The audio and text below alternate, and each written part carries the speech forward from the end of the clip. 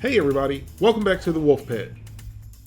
If you've been following me for a while, you've seen me make grilled chicken wings with my soon-to-be world-famous orange marmalade sriracha sauce. I know some of you have even made the orange marmalade sriracha wings yourself.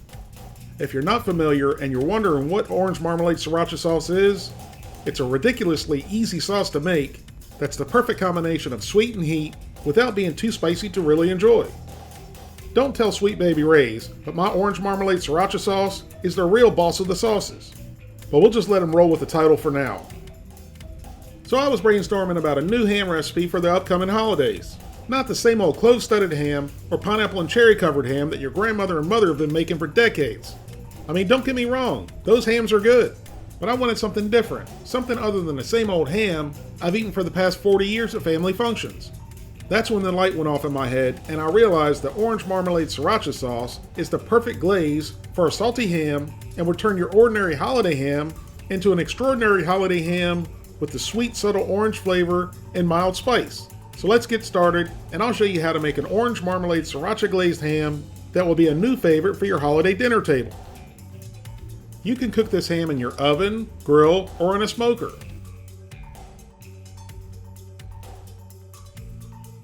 Now preheat your oven, grill, or smoker to 350 degrees. While your oven, grill, or smoker is preheating, it's time to prepare the ham.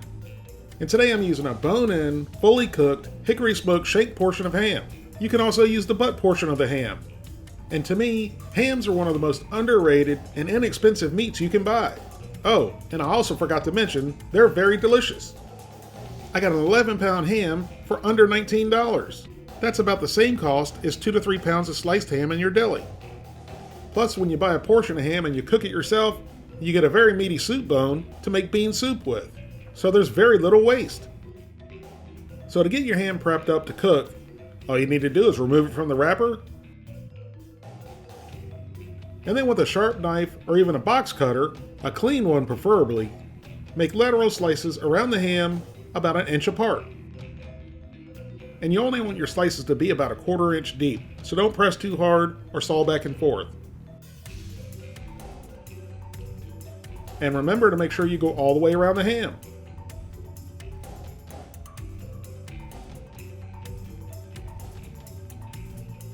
Once all your lateral slices are made, do the same thing by making vertical slices.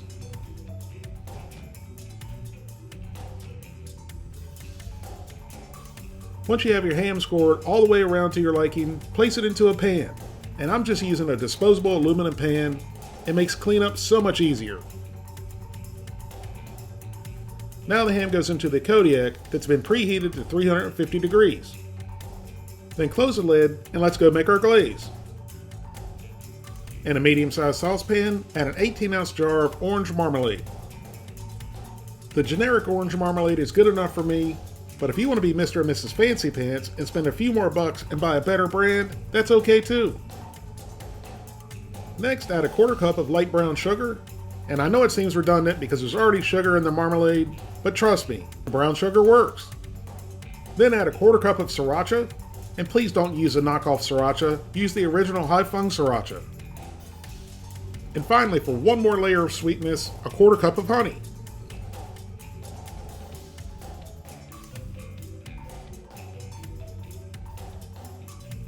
Now give everything a good mix.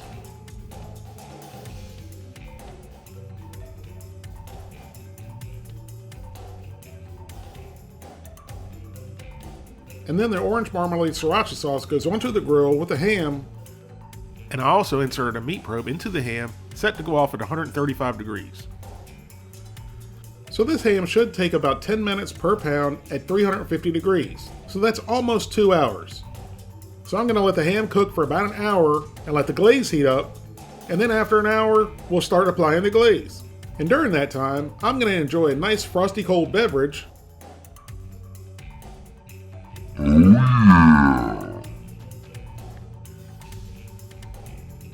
An hour and a few frosty cold beverages later, it's time to start applying the glaze to our ham. And you don't want to glop it on and put too much on at once, because all it's going to do is fall off the ham. So give it a nice light coating of the orange marmalade sriracha sauce until the whole ham is coated. And we're going to repeat this process every 10 minutes for the last hour, or until it reaches 135 degrees.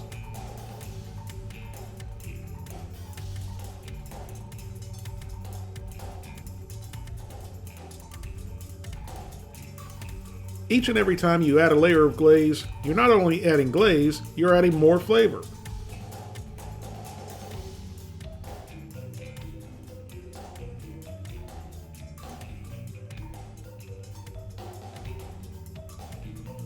Now, I didn't think you guys wanted to watch me baste it for the next hour, so I went ahead and skipped to when we pulled it off the grill.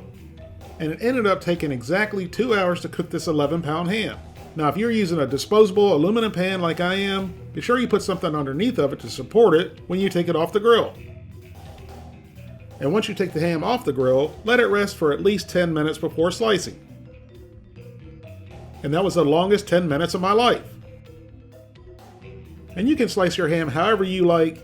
I've never found there was a right or a wrong way to do it. And I found the easiest way to do it is to keep it on its flat side and then cut it straight down, as thin or as thick as you like. And you can see where we scored the ham, where all the orange marmalade sriracha sauce penetrated into the meat. That, along with the caramelized crusties on the outside, is a one-way non-stop ticket to Flavor Town.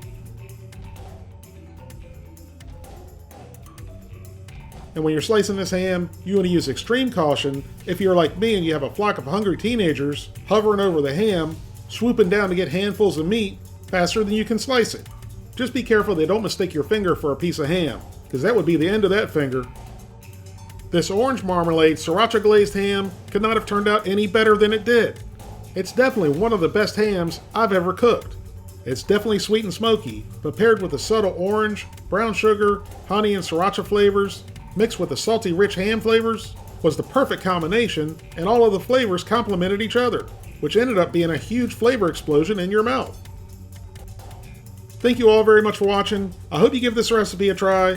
Please don't forget to like, comment, subscribe, and share this video with your family and friends, and I'll see you soon.